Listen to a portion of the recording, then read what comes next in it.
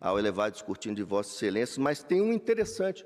O ministro Benedito oficia o atual chefe da Casa Civil do governo petista, Rui Costa, e diz assim: vasculhe tudo que há aí nesse ministério, em todos os ministérios, sobre esse evento, a bem da verdade material.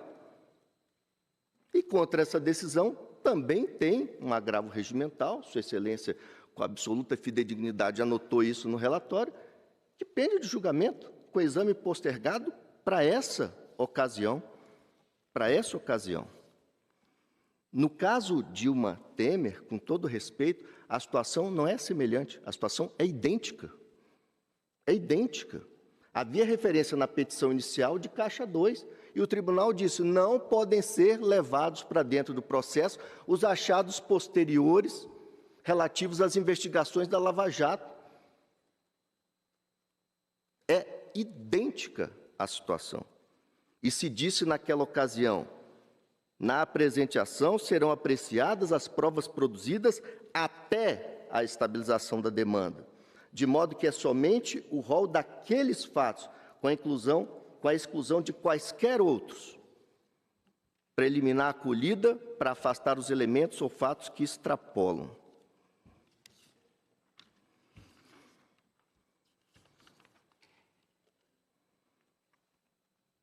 O que houve nessa reunião, eminente presidente, senhores julgadores? Essa reunião nem de longe ostenta um caráter eleitoral. Essa reunião ostenta uma reunião de caráter diplomático. Como se viu, semanas antes, o Tribunal Superior Eleitoral convoca embaixadores, presidido à época pelo ministro Fachin, e faz uma exposição do que entende ser o discurso adequado para a justiça eleitoral. O presidente, e aqui se fez referência a diálogo institucional por isso, não num diretório partidário, em evento oficial, constante da agenda oficial, chama os mesmos embaixadores, chama o ministro Fachin, para fazer uma espécie de contraponto institucional. Se o presidente é habilidoso ou não é habilidoso no vernáculo, isso também não está em julgamento. Tudo a demonstrar que se tratava, como se viu, de um ato típico de governo. Todas as testemunhas, que inclusive foram ameaçadas pelo advogado que me antecedeu da tribuna, em uníssono disseram exatamente a mesma coisa. Não tinha nada de eleitoral. Um evento de eleitoral ia ser convidado o ministro-presidente do TSE, um evento de eleitoral que não tem nem o candidato a vice do pré-candidato, não tem um político, não tem um candidato a nada. E o que veio lá da Casa Civil, depois dessa devassa do ministro Rui? Nada. Convites a embaixadores, convites a autoridades nacionais, selos, envelopes, respostas e confirmações de presença, ofícios circulares internos. Não tem nada de uso de avião da FAB, eu não vi nada disso no processo e eu li muitas vezes. Assim como é fantasiosa a inicial, é fantasiosa a narrativa oral que acabei de ouvir. O discurso do presidente dizia, dentre outras coisas, nós queremos corrigir falhas, nós queremos transparência. O TSE, 2 ou 3 dias depois desse evento, publica uma nota pública que foi apresentada como resposta ao teor da reunião. Globo, Portal UOL, Revista Isto É, Veja, Metrópolis, SBT, Correio, dentre outros. Se alguma gravidade havia, do ponto de vista eleitoral, que se admite apenas para argumentar, essa providência acabou com ela. E aquela liminar que tinha sido concedida pelo tribunal que proibira a repercussão do evento, deram o tiro de misericórdia nessa imaginária gravidade que aquela conduta pudesse ostentar. O Tribunal Superior Eleitoral, no âmbito das duas competências, da administrativa e da jurisdicional, fez se esfumaçar a gravidade alegada na petição inicial. A autora, com todo respeito, sem nenhum pudor, junta esse documento apócrifo, impertinente, sem qualquer conexão com a lide. Os achados que vieram do Supremo, o ministro Alexandre pode me corrigir se eu estiver errado, contém, por exemplo, uma perícia papiloscópica sobre esse documento, dizendo assim, não é assinado, não é datado, não possui identificação e jamais foi tocado por alguém que não o escrivão da Polícia Federal, que fez a diligência e não se ocupou de colocar nem luva de látex, e a advogada que acompanhou a diligência. São as duas digitais que estão nesse documento, que nem merece o nome de documento, porque não é identificado, não é datado. Chegaram a dizer, Tarcísio, você tem participação? Não, tem até erros de português, ministro Carminho. É um documento risível, é um documento que foi parar na casa do ministro Anderson, não saiu de lá e não teve propósito outro senão ir para o lixo.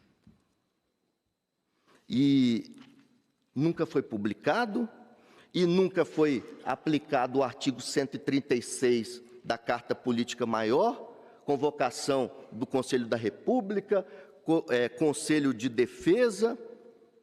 Vejam, houve quebra da cadeia de custódia, o documento é inútil, e inútil, inclusive, para o que ele pretende insinuar. Aliás, pelos mesmos fatos, ministro Cássio, a doutora Lindora, vice-procuradora-geral da República, pediu arquivamento da investigação pelo âmbito criminal, pelos fatos do 8 de janeiro. Processo da relatoria do ministro Fux. Esse documento nunca foi publicado. Não há lastro jurídico para retirar dele nenhum efeito, muito menos eleitoral, retroativamente a julho, para corroborar um discurso de que lá em julho o presidente acendeu uma tocha olímpica que aparece lá em janeiro. Em relação ao Walter Braga Neto, a injustiça é ainda maior. Não tem nada descrito na petição inicial, a não ser o nome dele na composição do polo passivo da demanda. A acusação não se preocupou em produzir uma linha, ele não participou do evento. Está correto no ponto parecer do Ministério Público. Não faz o menor sentido declarar a inelegibilidade desse candidato a vice quando essa sanção é personalíssima. Ainda sobre a gravidade. Tentativa de golpe. Tentativa de golpe. Conectada à reunião com embaixadores. Essa pretensão não dependeria de discursos outros que não os de descrédito da justiça eleitoral? Alguém que pretensamente vai praticar um golpe, vai se preocupar em perder tempo em desacreditar a justiça eleitoral? Em disputar eleições? Longe de estimular quaisquer insurgências após o resultado do pleito, tampouco liderá-las, o investigado entabulou sepulcral e prolongado silêncio nas redes sociais, em evidente recolhimento, tendente a digerir o insucesso eleitoral, numa espécie de ressaca eleitoral, prova cabal da aceitação do resultado eleitoral, apesar do natural descontentamento. No 8 de janeiro, Sua Excelência, o ex-presidente, estava internado em hospital nos Estados Unidos. Liderou a baderna, no quebra-quebra do dia 8 de janeiro, estimulou isso. Nada disso aconteceu.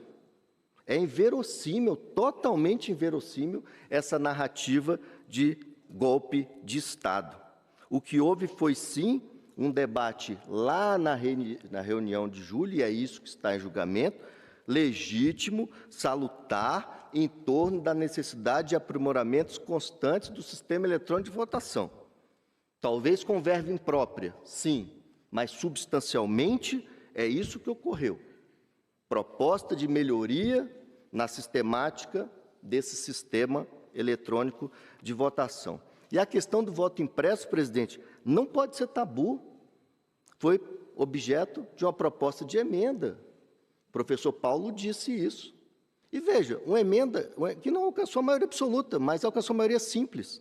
Eu tenho aqui 229 votos a favor, 218 contra, porque houve a rejeição no Congresso Nacional de uma proposta de emenda, esse é um tema proscrito do debate público, quando a maioria simples dos congressistas já sufragou esse entendimento, quando já vigorou até a suspensão liminar pelo Supremo, em processo da lava do ministro Gilmar, a DI 5889, a Lei 13.165 de 2015, quando ensejou essa lei por parte do tribunal, licitações que foram realizadas, estudos técnicos em profusão. E quem apoiou essa lei desde a sua gestão? O primeiro investigado. Se elegeu 7 vezes deputado federal e uma vez presidente da República, empunhando essa bandeira. Professor André, são golpistas os parlamentares que votaram as iniciativas nessa matéria?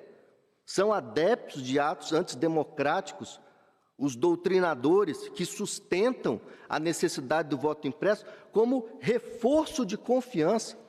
Presidente, longe de mim querer fazer qualquer ironia, mas hoje acessava a página do TSE e vi com grata surpresa a iniciativa da formalização de um convênio entre o TSE e a USP, publicado no DO do dia 20 de junho, exatamente com esse objeto: analisar e avaliar a segurança do hardware e do software do sistema eletrônico de votação, identificando, se houver, vulnerabilidades ou falhas, indicando pontos de melhoria, visando aprimorar sua segurança, integridade e confiabilidade.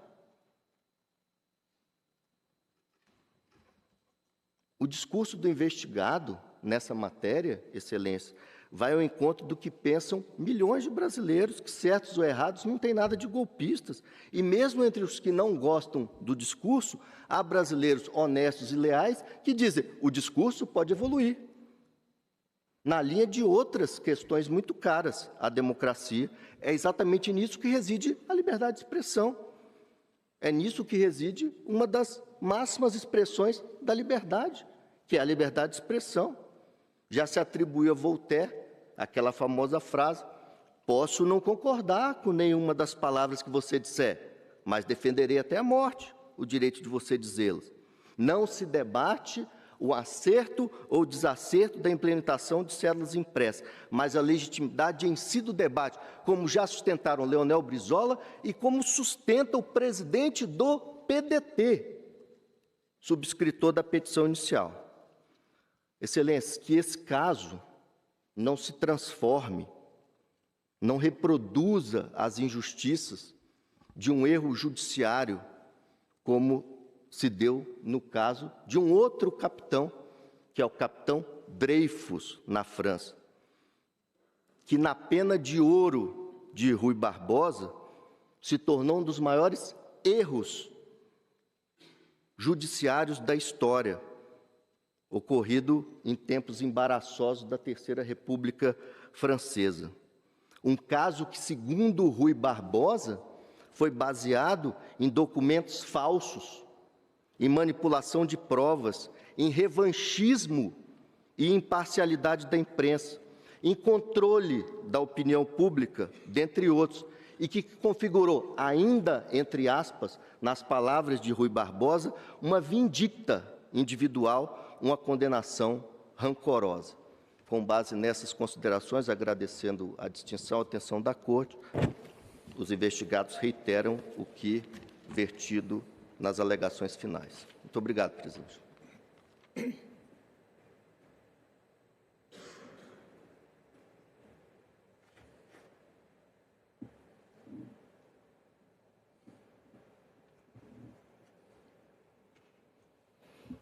Agradeço ao Dr. Tarcísio Vieira de Carvalho Neto e passo a palavra ao vice-procurador-geral eleitoral, professor Paulo Gustavo Gonet Branco, que falará em nome do Ministério Público Eleitoral pelo prazo de 30 minutos.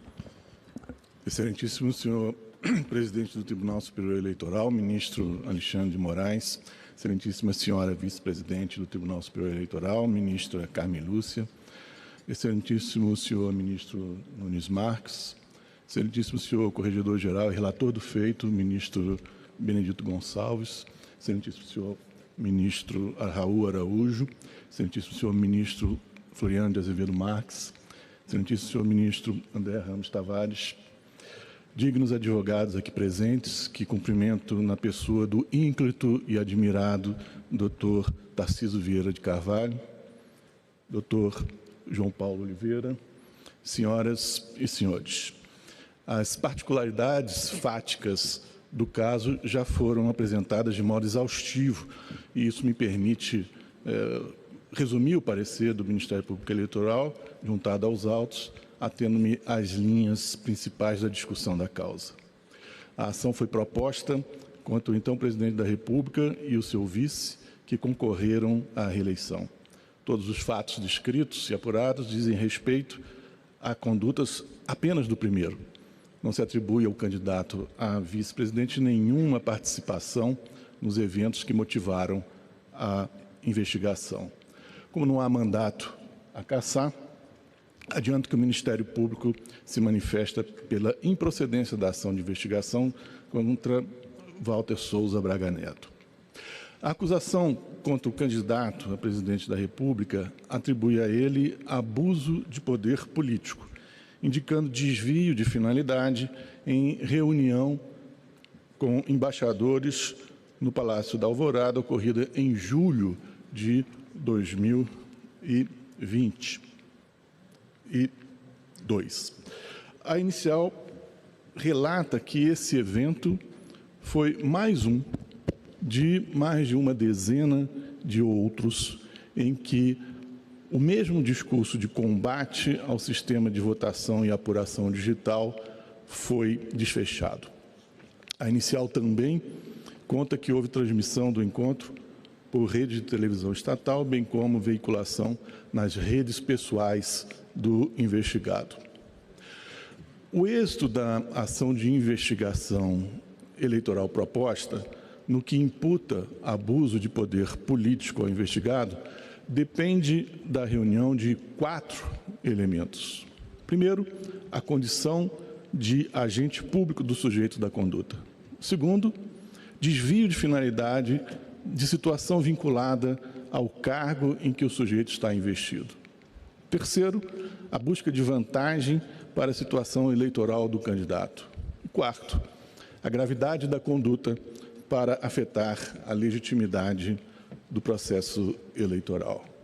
Ao ver do Ministério Público Eleitoral, todos esses elementos estão estampados nos autos.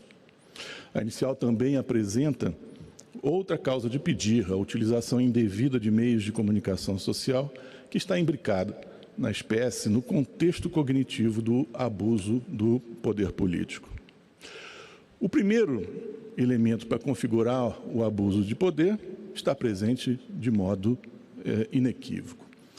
O segundo e o terceiro elementos se interpenetram na sua conotação. O aproveitamento arbitrário da situação propiciada pelo desempenho de função pública se revela pela desnaturação de ato oficial em acontecimento fundamentalmente eleitoreiro.